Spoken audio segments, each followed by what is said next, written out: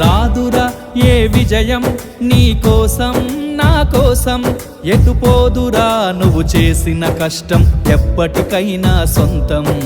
కాలంతో పయనించేవాడికి కానిది ఏముంది, సాధనతోనే సాధ్యమవ్వునని సదాశయంతో సాగర ముందుకు. రాదురా ఏ విజయం నీ కోసం నా కోసం, ఎటుపోదురా నువ్వు చేసిన కష్టం ఎప్పటికైనా సొంతం.